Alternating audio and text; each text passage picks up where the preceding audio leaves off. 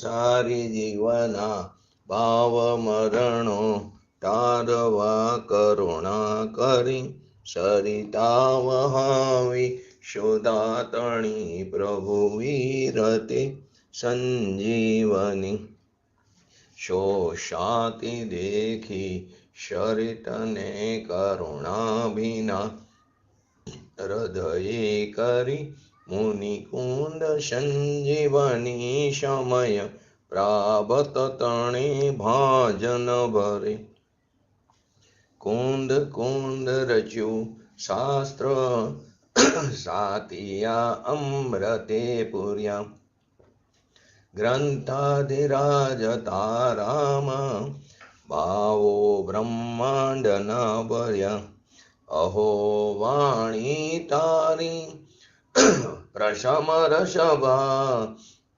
વિનિતરતી મુમુક્ષુને પાતી અમૃત રસ અંજલિ ભરી ભરી અનાદિની મૂર્છા વિષતણી ત્વરા થી ઉતરતી વિભાવેતી તંબે સ્વરૂપ ભણી દોડે પરિણતિ તું છે નિશ્ચય ગ્રંથ ભંગ સગરા વ્યવહારના ભેદવા તું પ્રજ્ઞાશીણી જ્ઞાનને ઉદયની સંદેશો છેદવા સાતી સાધક નો તું ભાનું જગનો સંદેશમાં વીરનો વિષામો પવક્લાંતના હૃદયનો તો પંથ મુક્તિ તણો શોણે તને રસને બાંધ શિથિલ થાય જાણી તને હૃદય જ્ઞાની તણા જણાય તું રૂચતા જગતની રુચિયારસે સૌ તું રીઝતા શકલ જ્ઞાયક દેવરીશે બનાવું પત્ર કુંદનના રત્નોના અક્ષરો લખી તથાપી કુંદ સૂત્રોના અંકાએ મૂલ્ય ના કદી તથાપી કાનવાણીના અંકાએ મૂલ્ય ના કદી નમો રેંગટાણં નમો સિદ્ધાણં નમો હૈરણં નમો વજ્રણં નમો લય શવશ્રવણં ચત્તારી મંગલમ અર્હંતા મંગલમ સિદ્ધા મંગલમ શાહો મંગલમ કેવલી પંતો ધમો મંગલમ ચત્તારી લોગટમાં અરિહંતા લોગટમાં સિદ્ધા લોગટમાં શાહો લોગટમાં કેવલી પંતો ધમો લોગટમાં ચત્તારી શરણ ભોજામી અરિહંતે શરણ ભોજામી સિદ્ધે શરણ ભોજામી શાહો શરણ ભોજામી કેવલી પંતો ધમો શરણ ભોજામી ઓમ નમો અરિહંતાણં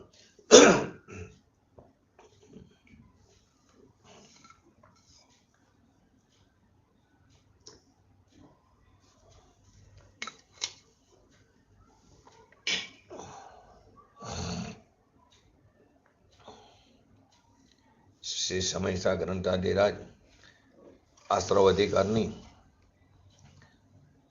પ્રારંભની 164 અને 165 નંબરની ગાથા સંક્ષેપમાં સમજ્યા પછી પૂજ્ય ગુરુજીના પ્રવચનના આધારે આપણે સમજી રહ્યા છીએ. તો પહેલા એનું હરિગીત.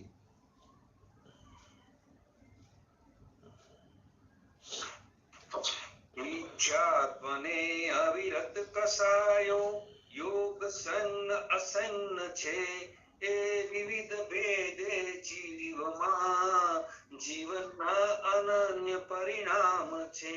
વળતે જ્ઞાનાવરણ આદિક કર્મના કારણ બને ને તેમનું પણ જીવ બને જે રાગ દેશાદિક કરે.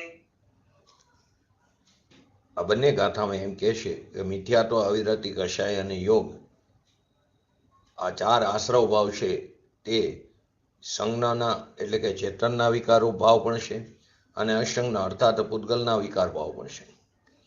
જીવમાં ઉત્પન્ન થતા આવા અનેક ભેદ દ્વારા સંઘના આશ્રવ એટલે કે ભાવાશ્રવ તે જીવના જ અનન્ય પરિણામ છે.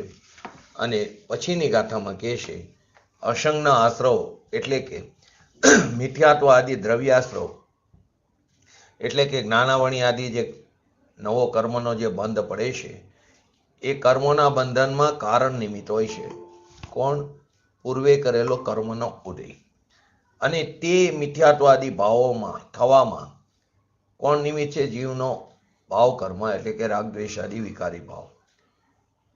એ વાત અહીંયા આ બંને ગાથાની અંદર કહેવામાં આવી છે. જો જીવ રાગદ્વેષાદી કરે જ નહીં તો તે જૂના દ્રવ્ય કર્મને નિમિત્ત ન થાય એના ઉદયમાં. એટલે કે ઉદય આવ્યો એમાં એ નિમિત્તનું નિમિત્તભૂતનું નિમિત્ત થયું.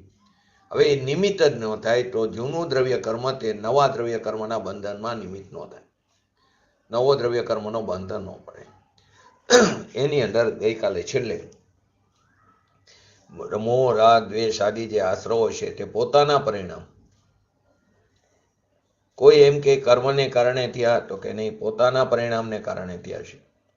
સ્વપરિણામ નિમિત્તા, પોતાના પરિણામને કારણે થયા છે. એ કર્મને કારણે રાગદ્વેષ મોહ આદિ થયા નથી. કેમ કે કર્મ જે છે તે જળ ચીજ છે, બીજી ચીજ છે, ને ભગવાન ચૈતન્ય તે બીજી ચીજ છે. એક ચીજ બીજી ચીજને ત્રણ કાળમાં અડતી નથી, સ્પર્શતી નથી, ચૂમતી નથી. એક દ્રવ્યનો બીજા દ્રવ્યમાં અભાવ છે, અત્યંત અભાવ. ચાર અભાવમાં પ્રાગ ભાવ, પ્રજ્વંસ ભાવ, અનન્ય ભાવ, અત્યંત અભાવ. અડે નહીં, સ્પર્શે નહીં. કર્મ આત્માને સ્પર્શવું નથી. અને આત્માનો જે રાગ છે એટલે આપણો વિકારી ભાવ, આપણી પોતાની પર્યાયમાં ઉત્પન્ન થતો વિકારી ભાવ એ કર્મને સ્પર્શતો નથી. એની જગ્યાએ લોકોએ અત્યારે અન્ય જૈન મતમાં કર્મને રાજા બનાવી દીધો. એક વાક્ય આવતું, કર્મે વાયરો આડો આંખ. એટલા માટે અહીં કીધું આચાર્ય ભગવંતે આશ્રવો સ્વપરિણામ નિમિત્ત, પોતાની પરિણીતિને કારણે આશ્રવ થયા છે. પોતાની ભૂલને કારણે, પોતાની અશુદ્ધ પર્યાયને કારણે, પોતાના અશુદ્ધ ઉપાદાનને કારણે. કર્મને લઈને નહીં. કર્મ તો કેવું જળ છે, અજીવ છે. અને આ પરિણામ જીવે પોતે સ્વયં કર્યા, પોતે સ્વયં પરને આધીન થયો છે. એ જીવના પરિણામ છે. તો શાસ્ત્રમાં તો આવે કર્મને કારણે વિકાર થાય છે, કરુણાની યોગમાં આવે એ નિમિત્તનું કથન છે. કેમ કે એક દ્રવ્ય બીજા દ્રવ્યને કાંઈ પણ કરે એ ત્રણ કાર ત્રણ લોકમાં શક્ય નથી. કેમ કે એક દ્રવ્ય બીજા દ્રવ્યને અડતું નથી. ત્રીજી ગાથા સમયસાર દરેક દ્રવ્ય પોતાના ગુણ પર્યાયને ચૂંબે છે. દરેક દ્રવ્ય, દરેક આત્મા લો, દરેક પરમાણુ લો, તે પોતાના ગુણ અને પર્યાયને ચૂંબે છે. પરને ક્યારે અડતું નથી, સ્પર્શતું નથી, ચૂમતું નથી. એની જગ્યાએ આપણે કંઈક કર્મ એ કરાયું, કર્મનો એવો આકરો ઉદય આવ્યો એટલે અમારે આત્માને અમારે રાગદ્વેષ કરવો પડ્યો. એનું અહીં આચાર્ય ભગવંત ના પાડે છે. કર્મનો ઉદય આવ્યો ત્યારે તું પોતે સ્વયં એની અંદર જોડાઈ ગયો, પરનું લક્ષ્ય કરીને. પોતાના પરિણામને કારણે મોહ રાગ દ્વેષાદી થયો છે આ જીવની અંદર. એ મલિન ભાવ પોતાના પરિણામના નિમિત્તે થયા છે. પોતાના પરિણામની દશાને કારણે થયા છે. પોતાના પરિણામન એટલે કે પર્યાયને કારણે થયા છે, પરને કારણે થયા નથી. એ સમયની પર્યાયની એવી યોગ્યતા હતી, હોનાર હતી, એ એનો જન્મક્ષણ હતો, એ એની કાલલબ્ધિ હતી, એ એનો ભવિતવ્યતા હતો. આપણા પોતાના આત્મામાં રાગ દ્વેષ, દયા, દાન, કામ, ક્રોધ, મિથ્યાત્વ, પુણ્ય, પાપ, ભાવ આ જે કંઈ થાય એ આપણા પોતાના પરિણામને કારણે થાય છે. કોઈ નવું કર્મ સ્ત્રી કુટુંબ પરિવારથી તો ન થાય. એના પ્રદેશો તો આપણા પ્રદેશોથી તદ્દન પૃથક છે, એનાથી તો ન થાય. પણ કર્મના ઉદયથી પણ આપણામાં પરિણમન થાય એમ નથી. બીજા જે દ્રવ્ય છે એટલે કે કોઈ કર્મ, નવું કર્મ સ્ત્રી કુટુંબ પરિવારથી ન થાય, એનાથી તો ન થાય. પણ કર્મના ઉદયથી પણ આપણામાં પરિણમન ન થાય. કેમ કે કર્મનો ઉદય જે છે તે જળ છે અને આ ચૈતન્ય અરૂપી વિકારી પરિણામ છે. કર્મ જે છે તે એના દ્રવ્ય ગુણ પર્યાય જે જળ છે, અને આ જે મોહ રાગ દ્વેષ આદિ છે એ ચૈતન્યના પરિણામ છે, એ જળ નથી. મોહ રાગ દ્વેષ એ આત્માના પરિણામ અજ્ઞાનથી કરેલા છે, અને એ આશ્રવો પોતાના પરિણામને કારણે થયા છે, પરને કારણે નહીં. પોતાના પલટવાના, પોતાના બદલવાના અવસ્થાને કારણે થયા છે, પરને કારણે થયા નથી. માટે તેઓ જડ નહીં હોવાથી એ જડ નથી. કેમ કે આત્મા અરૂપી કેવો છે? પોતે અરૂપી ચિદાનંદ સ્વરૂપ. એ જ પોતે ભૂલમાં, પોતે પરિણામમાં, પોતે સ્વયં ભૂલ ઊભી કરે છે. ભગવાન આત્મા અરૂપી ચિદાનંદ સ્વરૂપ, અબંધ સ્વરૂપ, અસંગ સ્વરૂપ, એ જ પોતે ભૂલમાં, પોતે પરિણામમાં ભૂલ ઊભી કરે છે. એ મિથ્યાત્વ, એ રાગ દ્વેષ એની ભૂલ છે. એના પરિણામ પોતાથી થયેલા, તેથી તે જીવના છે. માટે તેઓ જડ નહીં હોવાથી તે જીવના છે, જીવના જ અનન્ય પરિણામ છે. શાસ્ત્રમાં ક્યાંય કેમ પણ આવે એ મોહ રાગ દ્વેષ આદિ પૂતગલના છે, એ પણ વાત આવે. પણ એ બીજી અપેક્ષા છે કે આત્મ સ્વભાવ જે અનંત ગુણ છે, આત્મ સ્વભાવની અંદર અનંત ગુણો પડેલા છે. એવા અનંત ગુણમાં કોઈ એવો ગુણ નથી જે વિકાર કરે. એવો કોઈ ગુણ છે જ નહીં સ્વભાવમાં. પર્યાયમાં વિકાર થાય છે ત્યારે સ્વભાવની દ્રષ્ટિ કરતા પર્યાયમાં જે વિકાર થયો તે પૂતગલના નિમિત્તે થયો, માટે પૂતગલના કહેવામાં આવ્યા. કેમ કે શાસ્ત્રમાં એમ પણ કહેવામાં આવે મોહ રાગ દ્વેષ આદિ તે પૂતગલના છે. તો ત્યાં કઈ અપેક્ષા છે કે તારી અંદર અનંત ગુણો છે, એ અનંત ગુણમાંથી એવો એક પણ ગુણ નથી જે વિકાર ઉત્પન્ન કરે. તો પર્યાયમાં વિકાર થાય છે ત્યારે સ્વદ્રષ્ટિ કરતા, દ્રવ્ય દ્રષ્ટિ કરતા પર્યાયમાં જે વિકાર થાય છે તે પૂતગલના નિમિત્તે થયો, માટે પૂતગલનો કહેવામાં આવ્યો. એ અપેક્ષા એ બીજી જગ્યાએ કહેવામાં આ રીતે આવ્યું. માટે જ્યાં જે અપેક્ષા હોય ત્યાં તેને તે પ્રકારે સમજવી જરૂરી છે. બીજે ઠેકાણે એમ કહ્યું કે પુણ્ય અને પાપ ના ભાવ પૂતગલ છે. કેમ કે પૂતગલના નિમિત્ત અધરથી પર્યાયમાં થાય છે. કોઈ કેમ કેવી રીતે કે અધરથી ત્યાં જા, પુણ્ય અને પાપના ભાવ પૂતગલ છે. અહીં આશ્રવ કીધા કેમ કે પૂતગલનું નિમિત્ત. આત્મામાં કોઈ એવો ગુણ નથી કે જે વિકાર કરે, એથી તેની પર્યાયમાં જે વિકાર થાય છે તે સ્વભાવની દ્રષ્ટિ કરાવવા એ પૂતગલના છે એમ કરીને કાઢી નાખે છે. દ્રવ્ય દ્રષ્ટિ કરાવવા એમ કે છે પૂતગલના છે એમ કરીને કાઢી નાખે. એમ કે પૂતગલના લક્ષ્ય થયા છે. પર્યાયમાં આપણી પોતાની પર્યાયમાં જે વિકાર થાય છે એ વિકાર ઉપરથી દ્રષ્ટિ હટાવવા અને દ્રવ્ય દ્રષ્ટિ કરાવવા એ પૂતગલના છે. કેમ કે પૂતગલના લક્ષ્ય થયા છે એમ કરીને એને કાઢી નાખે છે. અહીંયા તો કોઈ એમ માને છે પુણ્ય અને પાપ, રાગ અને દ્વેષ જેવો કર્મનો ઉદય આવે એવા જીવને પરિણામ થાય. અનાદિની આ માન્યતા છે. પૂજ્ય ગુરુદેવ છે કે નહીં, કર્મ વિચારે કોણ, આવે છે ને એમનું વાક્ય. કેમ કે એ તો જળ છે, એ ચૈતન્ય નથી, જળ છે, અજીવ છે. એને કઈ ખબર નથી કે અમે કર્મ છીએ. આશ્રવો પોતાના પરિણામને કારણે થાય, કર્મને કારણે નહીં. સ્ત્રી, કુટુંબ, પરિવાર, દીકરાને કારણે રાગદ્વેષ થાય છે એમ નહીં. એમ કે અમારે શી ખબર, ઘરમાં શાંતિ જ નથી. ઘણાના ઘરમાં એવું પાત્ર આવી ગયું હોય તો કે એને જોઈને એને ગુસ્સો આવે, ક્રોધ આવે, એને કારણે થાય છે.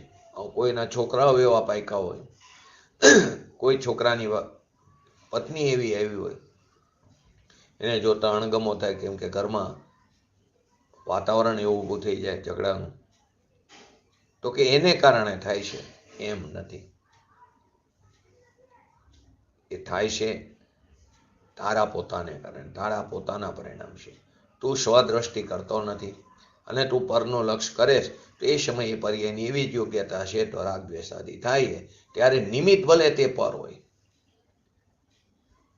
એ રાગ દ્વેષ મોહ આદિ જડ નહીં હોવાથી એને ચિદાભાસ કીધું. આત્માનું પ્રગટ ચિદાનંદ સ્વરૂપ નથી, ચૈતન્યનો આભાસ છે, માટે એને ચિદાભાસ કહેવામાં આવ્યું. એવા એ પરિણામ છે. જેમાં ચૈતન્યનો આભાસ છે એવા ચિદકાર છે. આખી વસ્તુ લોકોએ તત્વને મરોડી નાખ્યું છે.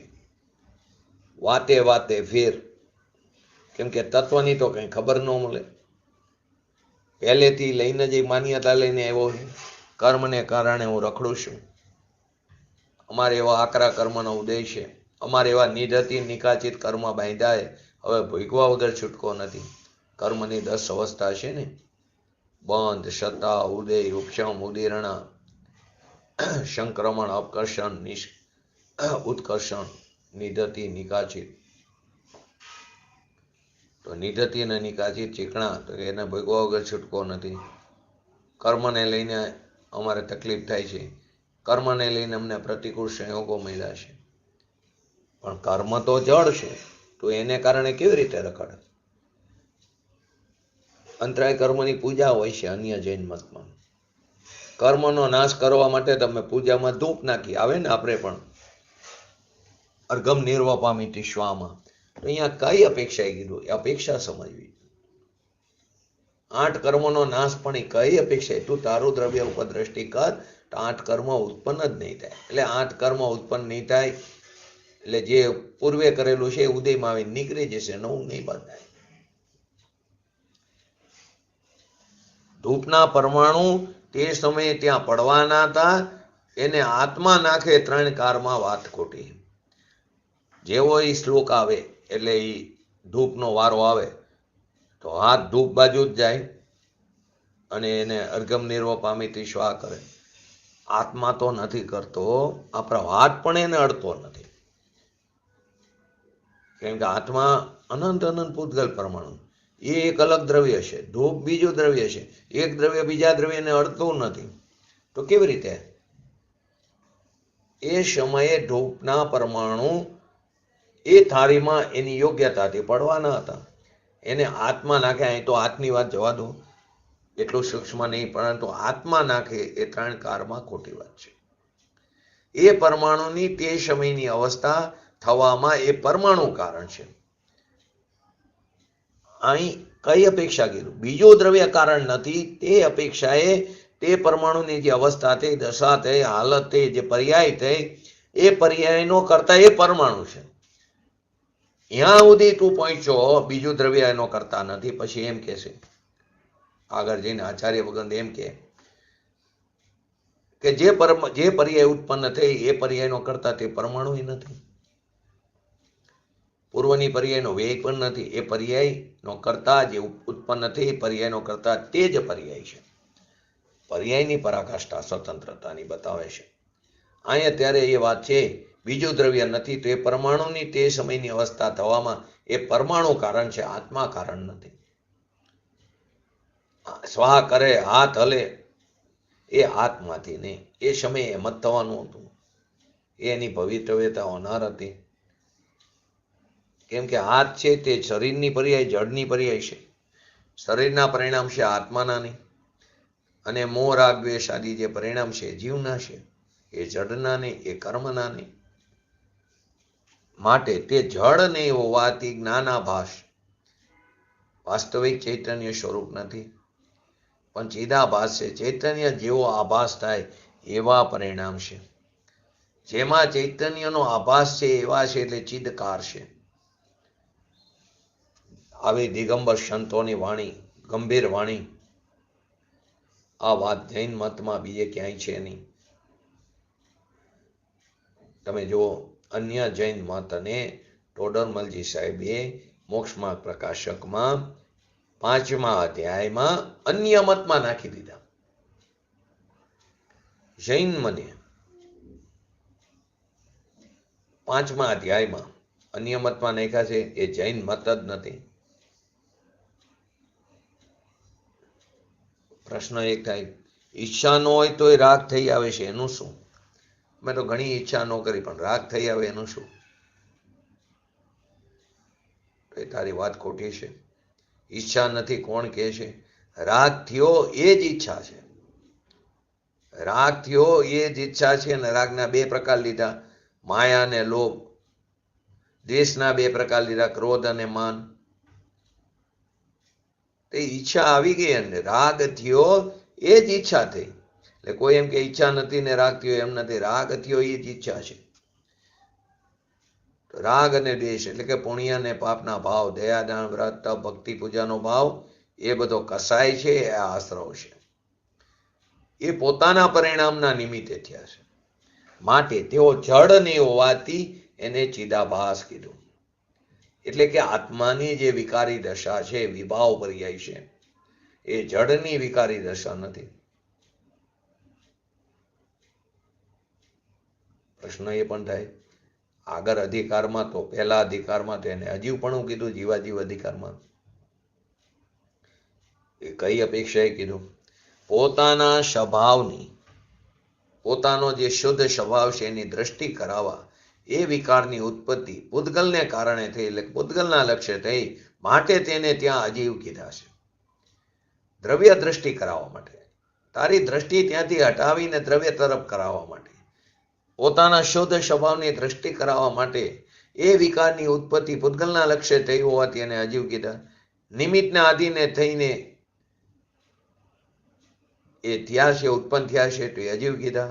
છે તો પણ આત્માની પર્યાયમાં, અને પોતાની પર્યાયમાં થાય, પોતાની ભૂલને કારણે, પોતાનો દોષ છે, પોતાનો અપરાધ છે. તો પોતાનો અપરાધ છે તો પોતાના અપરાધને સ્વીકૃતિ કરીને સ્વભાવના લક્ષ્ય અપરાધને તોડવાનો પ્રયત્ન પણ સ્વયં જ કરવો પડશે.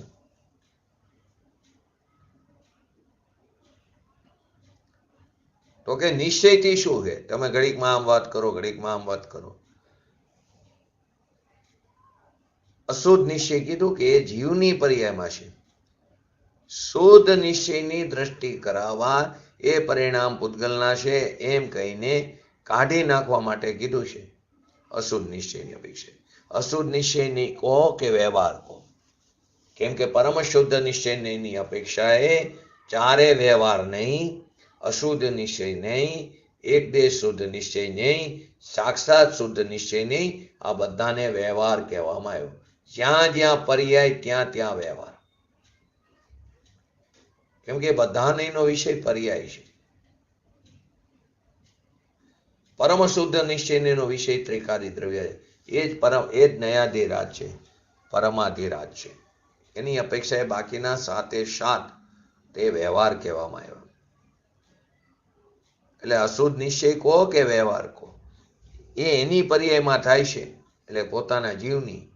તો એ જીવના પરિણામને કારણે થાય, પરને કારણે જરા પણ નહીં.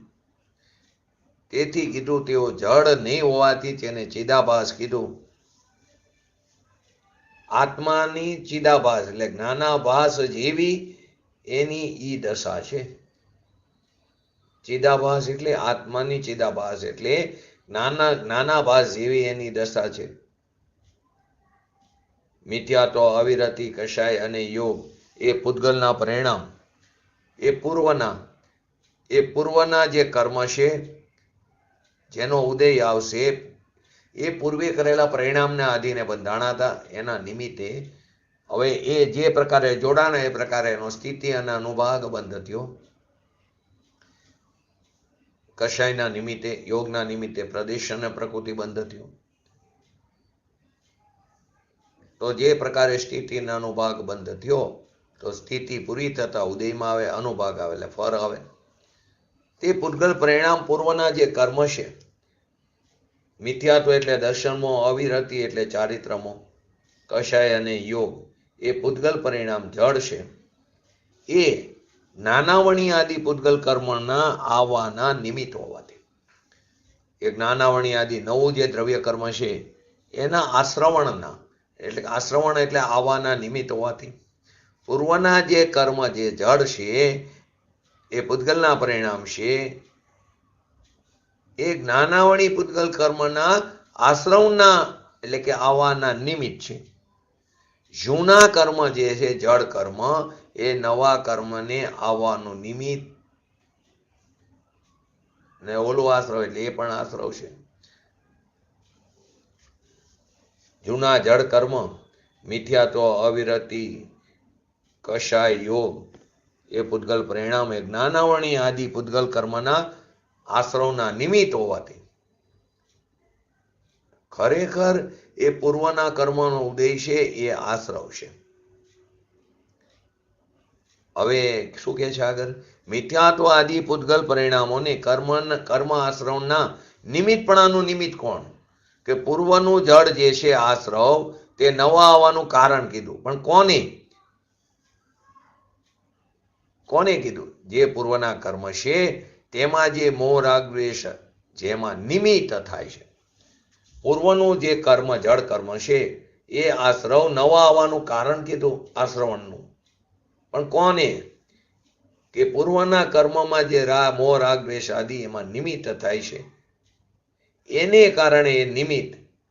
ક્યું નિમિત્ત? મિથ્યાત્વ, અવિરતિ, કષાય અને યોગ. મોહ રાગ દ્વેષ આદિ નિમિત્ત થયું કોનું? તો કે પૂર્વે કરેલા કર્મના ઉદયનું, પૂર્વના જળ કર્મના ઉદયને. એ પૂર્વનો જળ કર્મનો ઉદય એ નિમિત્ત કોનું થયું? તો નવા દ્રવ્ય કર્મના બંધનમાં. એને કારણે એ નિમિત્તને કારણે નવા કર્મનું કારણ થાય છે. પૂજ્ય ગુરુદેવ શ્રી કોઈક આવો થોડું સૂક્ષ્મ વિષય આવે એકને એક વાતને વારંવાર સમજાવે. એ એમના પ્રવચનમાં એક એમની શૈલી હતી.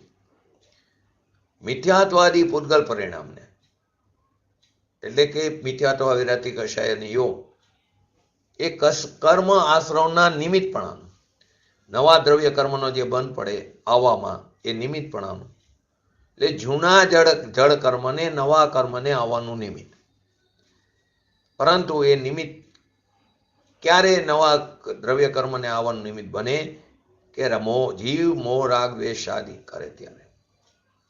તો મિથ્યાત્વાદી પૂતગલ પરિણામોને કર્મ આશ્રવણના નિમિત્તપણાનું નિમિત્ત કોણ છે? તો કે જીવના પરિણામ મોહ રાગ દ્વેષ આદિ. મિથ્યાત્વાદી પૂતગલ પરિણામોને કર્મ આશ્રવ નવો દ્રવ્ય કર્મના બંધમાં એ નિમિત્ત. એ નિમિત્તપણાનું નિમિત્ત કોણ? તો કે જીવના વિકારી ભાવ મોહ રાગ દ્વેષ આદિ. ફરીને પૂજ્ય ગુરુદેવ શ્રી કહે છે જૂના કર્મ જે જળ છે એ નવા કર્મ આશ્રવનું નિમિત્ત કીધું. ખ્યાલ આવ્યો કે ન આવ્યો? ફરી હું લઉં છું. પૂજ્ય ગુરુદેવ છે પણ વારંવાર લીધું છે. જૂના કર્મ જે જળ છે જેનો ઉદય આવ્યો એની સ્થિતિ પૂરી થતા એ નવા કર્મના આશ્રવનું નિમિત્ત કીધું. નવા કર્મનું આવવાનું આશ્રવ એટલે જે વાણમાં છિદ્ર પડે ને પાણી આવે એને નવું આવે એને આશ્રવ કીધું. તો નવા કર્મ જે આવે એનું નિમિત્ત કોણ કીધું? પૂર્વે કરેલા કર્મનો ઉદય, જળ કર્મ. પણ એ નિમિત્ત ક્યારે થાય? કે જ્યારે આત્માને મોહ રાગ દ્વેષ આદિ થાય. જીવ રાગ દ્વેષ મોહ કરીને જ્યારે નિમિત્તને આધીન થાય ત્યારે નવા કર્મનો આશ્રવ નિમિત્તને કહેવામાં આવે છે. જ્યારે મોહ રાગ દ્વેષ આદિ કરીને જીવ જ્યારે આત્માને રાગ દ્વેષ મોહ થાય એ જ્યારે નિમિત્તને આધીન થાય એટલે કે પૂર્વે કરેલા કર્મના ઉદયનું એ નિમિત્ત થાય ત્યારે નવા કર્મનો આશ્રવનું જૂનું કર્મ નિમિત્ત કહેવામાં આવે. ફરીને કહે છે એમાં જે કર્મ જે કીધું તે જળ છે. પૂર્વે કરેલો કર્મનો ઉદય તે જળ છે. એ ઉદય એ નવા કર્મને આવવાનું નિમિત્ત છે. પણ એ નિમિત્ત ક્યારે? કે તે જળ કર્મને આત્માના રાગ દ્વેષ મોહ નિમિત્ત થાય ત્યારે. બસ કન્ડિશન છે. જૂના દ્રવ્ય કર્મનો ઉદય ઉપર નિમિત્તનો આરોપ આવે. પણ ક્યારે? નવા દ્રવ્ય કર્મના બંધનું નિમિત્ત જૂનો દ્રવ્ય કર્મનો ઉદય કીધું. હવે ક્યારે એ નિમિત્તનો આરોપ આવે? કે જીવ જ્યારે મોહ રાગ દ્વેષ આદિ કરે પોતાની ભૂલને કારણે, તો તો એ જીવના જે પરિણામ છે વિકારી ભાવ એ જૂના દ્રવ્ય કર્મના ઉદયમાં નિમિત્ત બને અને જૂનું દ્રવ્ય કર્મ જેનો ઉદય તે નવા દ્રવ્ય કર્મના બંધનમાં નિમિત્ત બને. બસ આ રીતની આખી સાયકલ છે. અહીંયા મોહ રાગ દ્વેષ આદિ જીવના પરિણામ છે એ પૂર્વના જે જડ કર્મ છે એ નવા આવવાનું કારણ છે. પણ ક્યારે કે એ નિમિત્તને રાગ દ્વેષ મોહ જીવના પરિણામ મળે તો એ પૂર્વના જે જૂના જળ કર્મ છે એ નવા આવવાનું કારણ કીધું. પણ ક્યારે કે નિમિત્તને એ નિમિત્તને મોહ રાગ દ્વેષ આદિ જીવના પરિણામ મળે તો. જો મોહ રાગ દ્વેષ આદિ જીવના પરિણામ ન મળે તો એ નિમિત્ત નવા કર્મનો આશ્રવ થતો નથી. જો રાગ દ્વેષ મોહ જીવના પરિણામ એ પૂર્વે કરેલા કર્મના ઉદયનમાં ન જોડાય એટલે ન મળે તો એ નિમિત્ત નથી બનતું, નવા કર્મનો આશ્રવ નથી, નવા કર્મનું જે આવવાનું છે એનું એ કારણ નથી થતું, પ્રક્રિયા અટકી જાય છે. તો જીવના રાગ દ્વેષ મોહ નિમિત્ત ન થાય તો જૂનું કર્મ નવાનું આવરણનું કારણ નહીં થાય, આવવાનું કારણ નહીં થાય. ઉદયને કેમ વાત ન લીધી કે ઉદય પૂજ્ય કર્યું ઉદય મારી ગયો. અહીંયા તો જીવ પોતાની ભૂલને કારણે મોહ રાગ દ્વેષ આદિ કરે તો જૂના કર્મને નિમિત્ત નવા કર્મનું કહેવામાં આવ્યું બંધનમાં. પણ જીવ મોહ રાગ દ્વેષ આદિ ન કરે તો જૂના કર્મને નવા આવવાનું કારણ પણ કહેવાતું નથી. ફરી એકવાર લેશે પૂજ્ય ગુરુદેવસિંહ, વારંવાર ઘૂંટાવે છે, કર્મની જ વાત છે, પરંતુ જીવ ભૂલ અહીં કરી રહ્યો છે કેમ કે કર્મ ઉપર દોષનો ટોપલો નાખે છે. મિથ્યા તો અવિરતિ કષાય અને યોગ એ પૂર્વના પૂતગલના પરિણામ, એ પૂર્વના કર્મની વાત કરી. હવે એ નાનાવણી પૂતગલ કર્મ જે નવા આવવાના નિમિત્ત છે, કોણ? જૂના પૂર્વના પૂતગલ પરિણામ, મિથ્યા તો અવિરતિ કષાય નહીં. હવે એ પૂર્વના કર્મનો ઉદય નવા કર્મને આવવામાં નિમિત્ત છે, પણ તેમને એ મિથ્યાત્વાદી પૂતગલ પરિણામોને કર્મ આશ્રમનો નવા કર્મના આવવાનું નિમિત્તપણાનું નિમિત્ત કોણ છે? જીવના મોહ રાગ દ્વેષ આદિ પરિણામ. અહીંયા અજ્ઞાની રાગ દ્વેષ મોહ આદિ કરે તો જૂના કર્મને નવા કર્મનું નિમિત્ત કારણ કહેવાય. અહીંયા અજ્ઞાનીની વાત છે. અજ્ઞાની રાગ દ્વેષ મોહ કરે તો જૂના કર્મને નવા કર્મનું નિમિત્ત કારણ કીધું. રાગ દ્વેષ ન કરે તો જૂનું કર્મ નવાનું આવવાનું નિમિત્ત પણ છે નહીં. જો રાગ દ્વેષ આદિ ન કરે, સાક્ષી ભાવે જ્ઞાતા દ્રષ્ટા ભાવે રે, જોડાય નહીં અંદર, તો જૂનું કર્મ, આપણે આ વાક્ય તો વારંવાર બોલીશું, સાયકલને તોડવી કેવી રીતે? જૂનું કર્મનો ઉદય આવે એમાં જોડાવું કે ન જોડાવું એ આપણે કરી શકીએ, એથી વિશેષ કંઈ ન કરીએ. તો ન જોડે તો રાગ દ્વેષ આદિ નહીં થાય, તો નવા કર્મનો બંધ નહીં થાય, નવાનો બંધ નહીં થાય તો એ ઉદયમાં નહીં આવે. આ એ જ વાત કરે છે. જો રાગ દ્વેષ આદિ નહીં કરે તો જૂનું કર્મ નવાનું આવવાનું નિમિત્ત નહીં બને. જૂના કર્મને નવા કર્મનું નિમિત્ત કીધું, પણ ક્યારે? કે જૂના કર્મને જીવના મોહ રાગ દ્વેષ આદિ નિમિત્તપણે આવે તો એ નિમિત્ત નવા આવવાનું કારણ થયું. જીવના મોહ રાગ દ્વેષ આદિ નિમિત્તપણે જૂના કર્મના ઉદયને આવે તો એ જૂના કર્મનો ઉદય જે નિમિત્ત કીધું એ નવા આવવાનું કારણ કીધું. પણ જીવ મોહ રાગ દ્વેષ આદિ ન કરે તો જૂનું કર્મ નવા આવવાનું કારણ બને નહીં.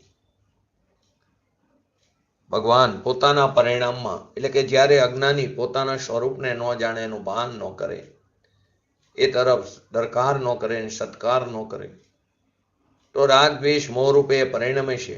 તો એ પરિણમનના કારણમાં, એ પરિણમનમાં કારણ કોણ છે? ભગવાન આત્મા છે. એમાં કર્મ કારણ નથી. જીવ મોહ રાગ દ્વેષ આદિ રૂપે પરિણમે છે, પોતાની ભૂલને કારણે પરિણમે છે.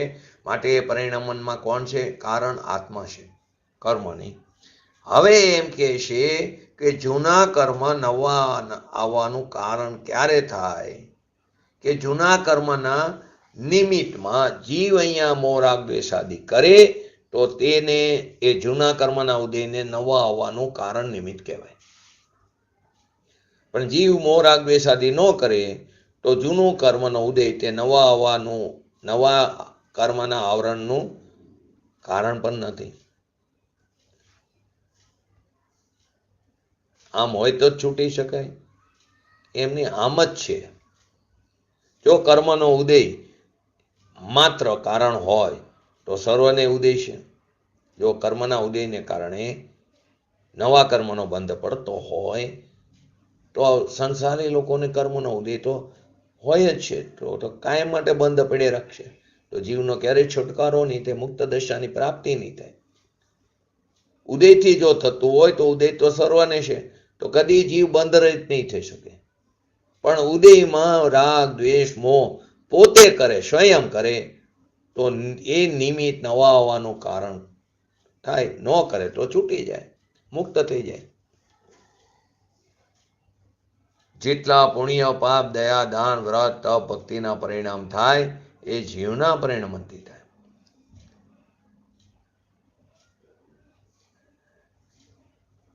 મોહ રાગ દ્વેષ પણ જીવ પોતે સ્વયં પરિણમે છે, તો એ પરિણામનું કારણ જીવ થાય. એ પરિણમે તો કર્મનું કારણ કહેવાય એમ નથી. બીજો સિદ્ધાંત એ કીધો કે પૂર્વના કર્મનો ઉદય નવાને નિમિત્ત થાય. ઉપાદાન તો આવે છે, ઉપાદાન તો આવે ઈ જ છે. પૂર્વના કર્મનો ઉદય નવાને નિમિત્ત થાય. ઉપાદાન તો આવે ઈ છે. નવા કર્મ જે આવે છે તો ઉપાદાન છે, અને જે જૂના કર્મનો ઉદય તે નિમિત્ત છે. પણ નિમિત્ત ક્યારે થાય કે જો જીવ મિથ્યાત્વ અને રાગ દ્વેષનું પરિણમન કરે તો તે નિમિત્ત નવા આવવાનું કારણ થાય. પણ જો રાગ દ્વેષ આદિ ન કરે તો એ નિમિત્ત ખસી જાય છે અને નવા કર્મ આવતા નથી. એ નિમિત્ત નથી રહેતું, એ ખસી જાય છે તો નવા કર્મ નહીં આવે. વસ્તુ સ્થિતિ હશે, આ કોઈ વસ્તુ સ્થિતિ ભગવાને કરી નથી. ભગવાન પણ એનો કરતા નથી, ઈશ્વર એનો કરતા નથી. ભગવાને તો જેવી છે એવી જાણી છે, જાણી છે એવી કહી છે. ભગવાને કંઈ એની સ્થિતિમાં કાંઈ ફેરફાર કરી શકતા નથી, ઈશ્વર કરતા નથી. કેમ કે જગતમાં એક મત એવો માને ઈશ્વર કરતા, અને બીજા અન્ય જૈન મતમાં કર્મને કરતા કહી દીધો. તમે એક રીતે જો તે અન્ય મત કરતા, અન્ય જૈન મત એને તો જડને કરતા કહી દીધો. કર્મ તો જડ છે, ઓલા તો ઈશ્વર ચૈતન્ય છે, એના કરતા પણ વધી ગયા. અમારા વિકારનો કરતા જડ કર્મ છે. તો પ્રશ્ન તો એમ પણ કરે, ઈશ્વર તો કલ્પિત છે, ના જડ તો વસ્તુ તો છે ને, કર્મ વસ્તુ તો છે ને, ઈશ્વર તો કલ્પિત છે. તો કે તને વસ્તુ સ્વરૂપની ખ્યાલ નથી. એનો કરતા કોણ છે? એનો કરતા કોણ હોય? વસ્તુ તો અનાદિ અનંત છે એનો કરતા કેવી રીતે હોય? અને નથી એનો કરતા કોણ? વસ્તુ જે છે તો અનાદિ અનંત છે, તો એનો કરતા કોણ છે? એનો કોઈ વસ્તુ હોય અનાદિથી તો એનો કરતા કોણ હોય? છે. અને નથી તો એનો કરતા કોણ? અનાદિ અનંત વસ્તુ સ્વતંત્ર છે. કર્મનો ઉદય જે જડ છે એ નવાને નિમિત્ત થાય, પણ ક્યારે? કે જીવ મોહ રાગ દ્વેષ આદિ મિથ્યાત્વ આદિ કરે તો. પુણ્ય પરિણામથી ધર્મ થાય, રાગ છે મારું સ્વરૂપ છે એવી વિપરીત માન્યતા કરે, એવું મિથ્યાત્વ કરે અને પુણ્ય પાપના ભાવ કરે તો એ જૂના કર્મના નિમિત્તને એ પરિણામ નિમિત્ત થાય. જૂના કર્મના નિમિત્તને, જૂનું કર્મનો ઉદય તે નવા કર્મનું નિમિત્ત કીધું ને, તો એ જૂના કર્મના નિમિત્તને આ પરિણામ મોહ રાગ દ્વેષ આદિના પરિણામ નિમિત્ત થાય. હવે એ નિમિત્ત કોનાથી? આ જૂના કર્મના ઉદયને, તો એ નવા કર્મનું નિમિત્ત થયું. તો એ નવું કર્મ આવે એ ખરેખર તો મોહ રાગ દ્વેષને કારણે છે. એટલે ખરો તો મોહ રાગ દ્વેષ જ આશ્રવ છે. પ્રશ્ન એ થાય કે કર્મનો ઉદય આવે તો ડિગ્રી ટુ ડિગ્રી રાગ થાય જ. થાય એ વાત જુદી છે, નો થાય એમ નથી. કર્મનો ઉદય આવે તો રાગ થાય જ, થાય એ વાત જુદી છે, નો થાય એમ નથી. તો પછી ઉદયથી તો આમાં પહેલે ઉદય તો બધાયને છે, તો ઉદય માત્રથી જો બંધ થતો હોય તો કોઈ દિવસ કોઈ જીવ છૂટવાનો પ્રસંગ ન આવે. ઉદય તો બધાને છે, પણ જગતે સમજવામાં ભૂલ કરીને કે કર્મને લઈને વિકાર થાય. તીવ્ર કર્મનો ઉદય આવે તો આત્માને મિથ્યાત્વ થાય, મંદ આવે તો શુભ ભાવ થાય. એમ નથી, કર્મને કારણે નથી થતું. અહીંયા કહે છે કે જીવના પરિણામ, એ જીવના પરિણામ પોતાના પરિણામનું કારણ પોતે છે અને એમનું કારણ કર્મ નથી. અહીંયા જે કર્મ કારણ નવાનું કીધું, ક્યારે કે જીવ જો મોહ રાગ દ્વેષ આદિ કરે તો રાગ દ્વેષ મોહ ન કરે તો જૂનું કર્મ નવા કર્મના બંધનનું કારણ નહીં થાય. બે ખરી જશે, જૂનું કર્મ ખરી જશે, નવું તો આવવાનું જ નહીં. કાંઈ કીધું કર્મ આશ્રવના નિમિત્તપણાનું નિમિત્ત કોણ કીધું? મોહ રાગ દ્વેષ આદિ, કે જેવો અજ્ઞાનમય આત્માના પરિણામ છે, અજ્ઞાનમય જીવના પરિણામ છે મોહ રાગ દ્વેષ આદિ, એ જડના પરિણામ નથી. કર્મનો ઉદય છે એ જડના પરિણામ છે. જૂનું કર્મ નવાનું કારણ થાય, પણ ક્યારે કે તેને નિમિત્તપણાનું નિમિત્ત રાગ દ્વેષ મોહ આદિ, કે જેવો અજ્ઞાનમય આત્માના પરિણામ છે. જ્ઞાનીને તો રાગ દ્વેષ મોહ છે જ નહીં.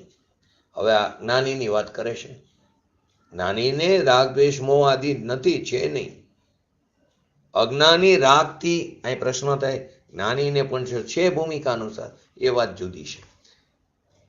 અલ્પ છે એના પ્રમાણે એનો સ્થિતિના અનુભાગ બનતો અલ્પ બધાય, પરંતુ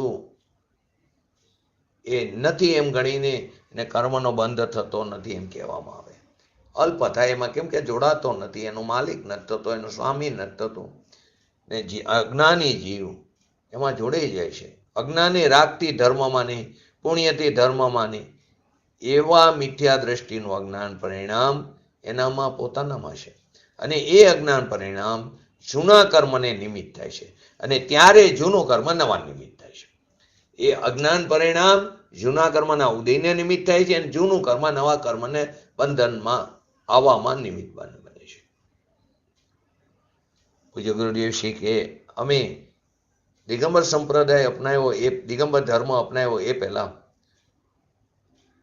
શ્વેતાંબરનું ભગવતી સૂત્ર 16,000 શ્લોક અને 1 લાખ ટીકા છે, એ અમે 17 વખત વાંચ્યું, પણ એમાં આ વાત ન મળે. પણ એમાંથી અમુક વાત અમે કાઢી હતી. વિકાર થાય તે કર્મને લઈને નહીં, વિકાર કરે તો આત્માને કર્મ નિમિત્ત કહેવામાં આવે. બાકી કર્મનો ઉદય થયો માટે વિકાર કરવો પડે, એ વાત તદ્દન જૂઠી છે, મિથ્યા છે. બીજાના પરિણામને લઈને પોતાના પરિણામ થાય એ ત્રણ કાળમાં શક્ય નથી, એ તદ્દન મિથ્યા વાત છે. પ્રવચન સારમાં આપણે આ વાત બીજે પણ આવી ગઈ છે. આપણે પ્રાપ્ય વિકાર્યની આગળ સમયસારમાં પોતાના પરિણામને દ્રવ્ય પોતે પહોંચી વળે છે. પછી મિથ્યાત્વનું હોય કે રાગદ્વેષનું હોય કે નિર્મલ પરિણામનું હોય, સમ્યક દર્શનના પરિણામને આત્મા પોતે પ્રાપ્ત કરે છે. મિથ્યાત્વના પરિણામને પણ આત્મા પ્રાપ્ત કરે અને પહોંચી વળે છે. પ્રવચન સારમાં 93 નંબરની જ્ઞેય અધિકારની પહેલી ગાથા.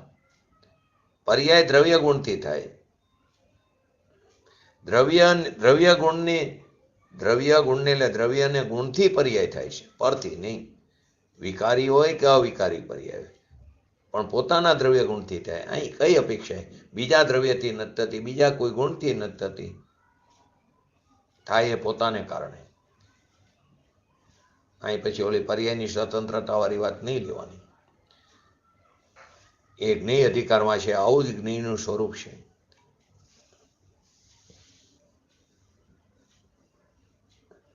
અહીંયા કહે છે કે પર્યાય દ્રવ્યમાં થાય છે, એ એના દ્રવ્ય ગુણને લઈને થાય. પછી વિકારી થાય કે અવિકારી થાય, એ દ્રવ્યથી થાય, પરથી નહીં. દરેક દ્રવ્યના પરિણામ એની પર્યાય વર્તમાન દશા હાલત જડની હોય કે ચૈતન્યની એ પર્યાય તેના દ્રવ્ય ગુણને લઈને થાય, પરને લઈને નહીં. અને દરેક પર્યાયને તેનું દ્રવ્ય પહોંચી વળે છે. દરેક પર્યાયને તેનું દ્રવ્ય પહોંચી વળે એટલે પ્રાપ્ત કરે છે, પામે છે. માટે મિથ્યાત્વ આદિ પૂતગલ પરિણામોને જૂના કર્મનો ઉદય એ આશ્રવણના નિમિત્તપણા, એ આશ્રવણનું નિમિત્ત છે. આશ્રવણ એટલે આવવું, નવા. તે આશ્રવણનું નિમિત્તપણાનું નિમિત્તભૂત કોણ છે? જીવના પરિણામ મોહ રાગ દ્વેષ આદિ. તો એ રાગ દ્વેષ મોહ આદિ આશ્રવ છે. જૂના કર્મ નવા કર્મનું નિમિત્ત કીધું, પણ ક્યારે? એ જ નિમિત્તને એટલે જડના ઉદયને અહીંયા જીવ મોહ રાગ દ્વેષ આદિ કરે તો, કે જે જીવના અજ્ઞાન પરિણામ છે, મિથ્યાત્વ પરિણામ છે, એ કરે તો. માટે અહીં કીધું નિમિત્તભૂત હોવાથી રાગ દ્વેષ મોહ જ આશ્રવ છે. અને તે પાછો કોને હોય? રાગ દ્વેષ મોહ આદિ અજ્ઞાનીને જ હોય છે. જ્ઞાનીને આત્માનું જ્ઞાન હોવાથી, સંસંવેદન જ્ઞાન હોવાથી, ભાવશ્રુત જ્ઞાન હોવાથી, સમ્યક જ્ઞાન હોવાથી તેને મોહ મિથ્યાત્વ હોતો નથી. એટલે કે મિથ્યાત્વને લગતા જે રાગ દ્વેષ આદિ થાય છે તે જ્ઞાનીને હોતા નથી. કેમ કે અનંતાબંધીનો અભાવ છે. દર્શન મૌની હથિયાર મૂકીને પહેલું ભાગી ગયું છે. જ્ઞાનીને આત્માનું જ્ઞાન હોવાથી તેને મોહ મિથ્યાત્વ હોતો નથી. અને મિથ્યાત્વને લગતા જે રાગ દ્વેષ આદિ છે તે જ્ઞાનીને હોતા નથી. જ્ઞાનીને અસ્તિત્વના રાગ દ્વેષ થાય, ચારિત્ર દોષ હોય, પણ મિથ્યાત્વને લગતા જે અનંતાબંધીના રાગ દ્વેષ અને મિથ્યાત્વ એ જ્ઞાનીને હોતા નથી, માત્ર અજ્ઞાનીને હોય છે. જેને ભગવાન આત્માની ખબર નથી, જેણે એનો આદર કર્યો નથી, જેણે પુણ્ય પાપ દયા દાન વ્રત તપ ભક્તિ આદિ એ પરિણામનો આદર કર્યો છે, એ મિથ્યા દ્રષ્ટિને મિથ્યાત્વ રાગ દ્વેષ અને અજ્ઞાન હોય છે. એ રાગ દ્વેષ આદિ અજ્ઞાનીને જોઈ છે, જે જૂના કર્મમાં નિમિત્તપણું અજ્ઞાનીના મોહ રાગ દ્વેષ આદિ થાય. માટે કીધું આગળ કે નિમિત્તત્વાત રાગ દ્વેષ મોહ એવા સ્રવા તે ચાજ્ઞાનીન એવમ ભવંતીતિ અર્થાદેવા પદ્યતે. ગાથામાં સ્પષ્ટ શબ્દમાં નથી કીધું, પણ ગાથાના અર્થમાંથી જે આશય નીકળે છે કે જૂના કર્મને અજ્ઞાનીના મોહ રાગ દ્વેષ આદિ પરિણામ પોતે કરેલા, એ પોતાના પરિણામનું કારણ પોતે, એ પરિણામ જૂના કર્મને નિમિત્ત થાય ત્યારે જૂનું કર્મ નવા કર્મને આવવામાં નિમિત્ત થાય. જૂના કર્મને એટલે કે જ્ઞાનીને મોહ રાગ દ્વેષ નથી, જેને પોતાના સ્વભાવનું ભાન છે, જે જ્ઞાતા દ્રષ્ટા છે, જે સંકિત છે, એને આ મિથ્યાત્વ સંબંધીના મોહ રાગ દ્વેષ નથી. તો જૂના કર્મને નિમિત્ત પણ થતું નથી. મોહ રાગ દ્વેષ નથી તો એ જૂના કર્મને નિમિત્ત નથી થતું. તો જૂનું કર્મ નવા કર્મને આવવામાં નિમિત્ત નથી થતું, એટલે આવરણ થતું નથી. એમ ગાથાના અર્થમાંથી સ્પષ્ટપણે નીકળે છે. જ્ઞાનાવરણી આદિ જે કર્મોના આશ્રવનું કારણ શું કીધું? નવા કર્મ જે જ્ઞાનાવરણી આદિ બંધાય છે એનું કારણ મિથ્યાત્વાદી કર્મના ઉદયરૂપ પૂતગલના પરિણામ. પૂર્વના જે મિથ્યાત્વાદી કર્મના પરિણામ છે એ જડના પરિણામ છે, પૂતગલના પરિણામ છે. એ જડને લાવવામાં નિમિત્ત છે. કોને? નવો કર્મ જે આવે છે એ પણ જડ, એ જડને લાવવામાં નિમિત્ત છે. પોતાનો શુદ્ધ ચિદાનંદ ઘન સ્વરૂપ ભગવાન આત્મા એ ક્યારે વિચાર નથી કરતો કે આવો ભગવાન આત્મા છે.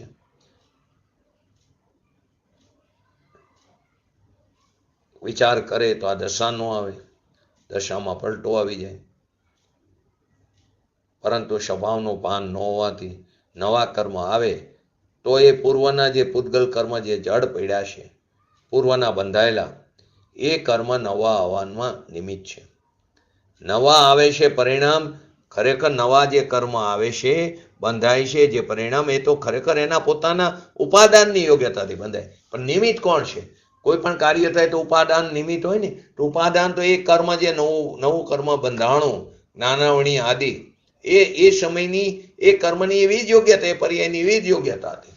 એ કર્મ પોતાની યોગ્યતાથી સ્વયં આત્માના પ્રદેશો સાથે બંધાય. નિમિત્ત કોણ? તો કે પૂર્વે કરેલો કર્મનો ઉદય. એ નવું કર્મ આવે એ તો એના ઉપાદાનથી આવે, પણ એનું નિમિત્ત પૂર્વનો કર્મનો ઉદય, જડ કર્મનો. તો એ ખરેખર આશ્રવો છે પૂર્વના કર્મનો ઉદય. બાંધેલા જે કર્મ છે એનો જે ઉદય એ નવા કર્મને બંધનું કારણ છે.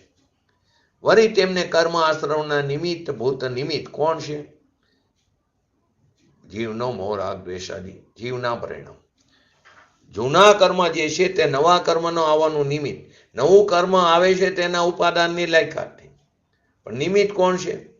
જૂના કર્મનો ઉદય. પણ એ નિમિત્ત નવા આવવાનું કારણ ક્યારે થાય? કે જીવ મોહ રાગ દ્વેષાદિ કરે તો એ ભાવ જૂના કર્મને નિમિત્ત થાય, ત્યારે જૂનું કર્મ નવા કર્મને નિમિત્ત થાય.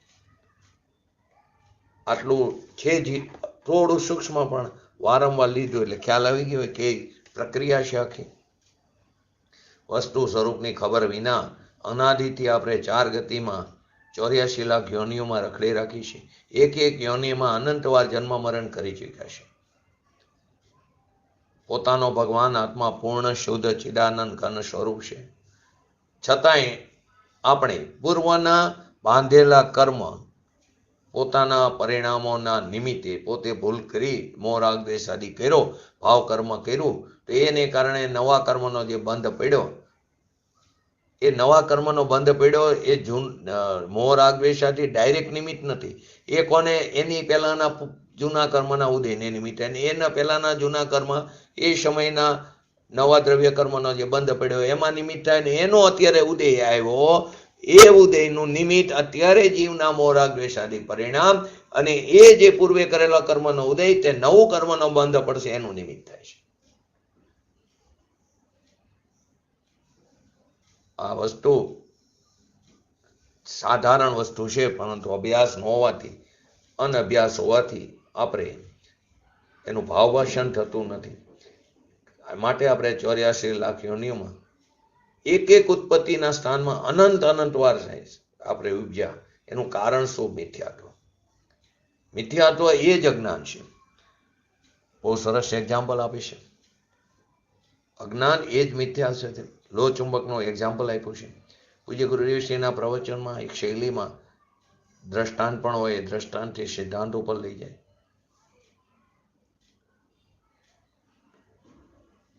ત્યાં શ્રી શાંતિના જિનાલયમાં 34 નંબરની ગાથા સ્ટાર્ટ કરી હતી.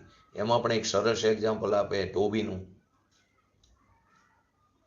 અહીં પણ લો ચુંબકનો દાખલો આપ્યો છે.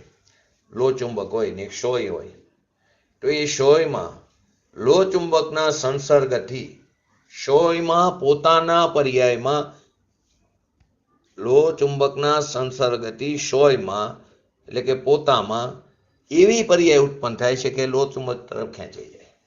લો ચુંબક એને ખેંચતું નથી. એ સમયે એ સોયની પોતાની યોગ્યતા એનામાં એવી પર્યાય ઉત્પન્ન થાય. લો ચુંબક જે છે એ સોયને ખેંચે છે એવું લાગે, પણ કેમ? કે સોય પોતે, જો સોય દૂર પડી હોય તો ક્યાં લો ચુંબક ખેંચે? એના મર્યાદામાં આવે, એની નજીક આવે તો એ સોય પોતે લો ચુંબકના સંસર્ગમાં આવતા સોયમાં પોતામાં તે તરફ ગતિ થાય તેવો ભાવ ઉત્પન્ન થાય.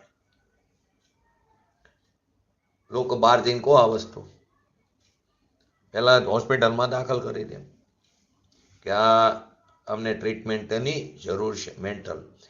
કે સોય પોતે લો ચુંબકના સંસર્ગમાં આવતા સોયમાં પોતામાં તે તરફ જવાની ગતિ થાય છે, એવો ભાવ ઉત્પન્ન થાય છે. હવે એ નવા કર્મ બાંધવામાં જૂના કર્મનું નિમિત્ત થાય, પણ ક્યારે? કે જીવ પોતે મોહ રાગ દ્વેષ આદિ કરે તો એ કર્મના નિમિત્તના સંસર્ગે, એ રીતે લો ચુંબકના સંસર્ગે, નિમિત્તથી નહીં પણ એના સંસર્ગે પોતાનો જે શુદ્ધ ચૈતન્ય સ્વભાવ છે એનો પરિચય છોડીને એનો આદર સત્કાર કરવાનો છોડી દઈને જૂના કર્મના જે નિમિત્તના પરિચયમાં આવે, જૂનું કર્મ જે નિમિત્ત છે એના પરિચયમાં આવે, તેથી એને પોતાનામાં મોહ રાગ દ્વેષ આદિ મિથ્યાત્વ ભાવ ઉત્પન્ન થાય છે. એ મિથ્યાત્વ ભાવ તે રાગ દ્વેષ મોહને કરે છે અને તે મોહ રાગ દ્વેષ આદિ જૂના કર્મને નિમિત્તે, જૂનું કર્મ નવા કર્મને નિમિત્ત થાય. એટલે કીધું જૂના કર્મને પણ નવા આવવાનું નિમિત્ત ત્યારે થાય કે તેમને કર્મ આશ્રવણના નિમિત્તભૂત થવાનું નિમિત્ત જીવના મોહ રાગ દ્વેષ આદિ અજ્ઞાનમય પરિણામ કે એને સ્વરૂપનું ભાન નથી. પોતાનો અતિન્દ્રિય આનંદનો સાગર ભગવાન આત્મા છે એનું એને અજ્ઞાન છે. એ અજ્ઞાનને લઈને મોહ રાગ દ્વેષ આદિનો કરતા થાય અને તેથી રાગ દ્વેષ મોહ પૂર્વના કર્મને નિમિત્ત થાય, ત્યારે પૂર્વનું કર્મ નવા કર્મને નિમિત્ત થાય. પોતાના સ્વરૂપનું ભાન ન હોવાથી અજ્ઞાન દશા હોવાને કારણે મોહ રાગ દ્વેષ આદિમાં જોડાઈ જાય, એટલે કે એના કરતા થઈ છે. અને એ મોહ રાગ દ્વેષ આદિ પૂર્વના કર્મના ઉદયને નિમિત્ત થાય અને પૂર્વનું કર્મ નવા કર્મના બંધનમાં નિમિત્ત થાય છે. સંસારમાં કેમ રખડી છે એની વિધિ બતાવી. કેમ રખડી છે, જીવ ભૂલ શું કરે છે. 84 અવતારમાં પરિભ્રમણ કરીને દુઃખી છે, મહા દુઃખી છે. કારણ કે પર વસ્તુને માગી છે. મોટા ભિખારી કીધા. આત્મામાં કર્મના અહીં કે આત્મામાં કર્મમાં નિમિત્ત છે એનો સંસર્ગ કરતા, આત્મામાં કર્મના નિમિત્ત છે એનો સંસર્ગ કરતા, એનો પરિચય કરતા આત્મામાં પોતાના સ્વભાવનું અજ્ઞાન ઉત્પન્ન થાય, એનું ભાન નથી. એ અજ્ઞાન તે રાગ દ્વેષ મોહના કરતા થાય. એ ભાવ જૂના કર્મને નિમિત્તે, જૂનું કર્મ નવા કર્મને નિમિત્તે. આ રીતે આખી આ પ્રક્રિયા છે.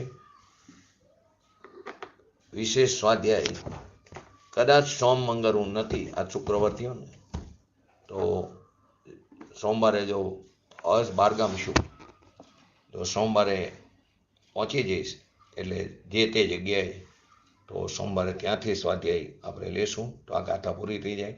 નહીં તો મંગળવારે અમદાવાદ આવી જઈશ જો વહેલો, તો રાતનો સ્વાધ્યાય થઈ જશે. હવે તમારો એક પ્રશ્ન હતો આજ જયંતિભાઈ, ઓલી ત્રસ નાડીનો પ્રશ્ન હતો ને જયંતિભાઈ? હા, તો જે રાજુ 14 રાજુ છે, ત્રસ નાડી 13 રાજુ છે. એમ કેમ કે જ્યાં ત્રસ જીવો ઉત્પન્ન થાય એ જગ્યા છે ને ત્રસ નાડી કીધી 13 રાજુ છે.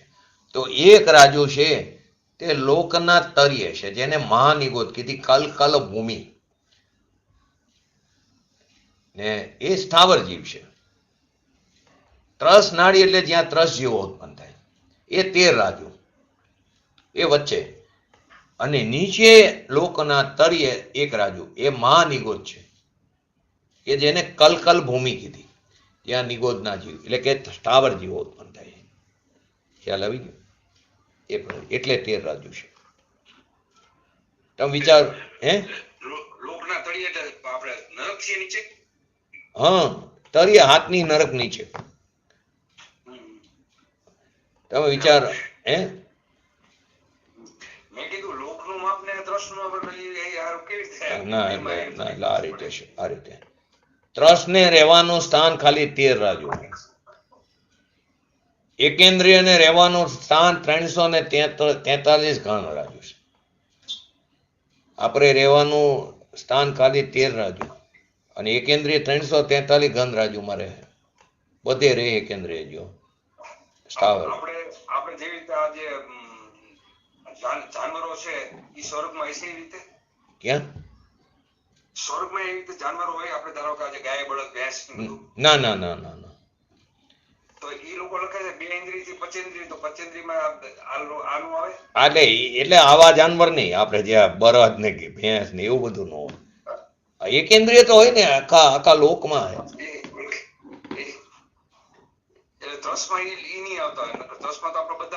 હા, એટલે આ નો આવે ના, ઈ નહીં, પંચેન્દ્રિય નહીં.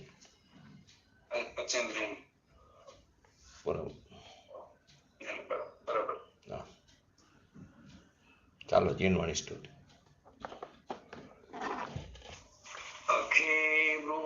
शाखा व्यतीताभिलाषा कथा संस्कृता प्रकृत देश भाषा चिदानंद भूपाल की राजधानी नमो देवी भागेश्वरी जैन वाणी नमो देवी भागेश्वरी जैन वाणी नमो रिंगटणं नमो सिद्धणं नमो ऐरणं नमो वजनं नमो लोहितश्रवणं चत्तारि मंगलम अरिहंता मंगलम सिद्धा मंगलम शाहु मंगलम केवली पंचोत्तमो मंगलम चत्तारि लोकोत्तमा अरिहंता लोकोत्तमा सिद्धा लोकोत्तमा शाहु लोकोत्तमा केवली पंचोत्तमो लोकोत्तमा चत्तारि शरण भोजामि अरिहंते शरण भोजामि सिद्धे शरण भोजामि शाहु शरण भोजामि केवली पंचोत्तमो शरण भोजामि बोलिए श्री पंच परमेष्ठी भगवंतोनो जय हो बोलिए श्री जिनवाणी मातनो जय हो बोलिए श्री परम पूज्य परम उपकारी श्री सदगुरु देवनो जय हो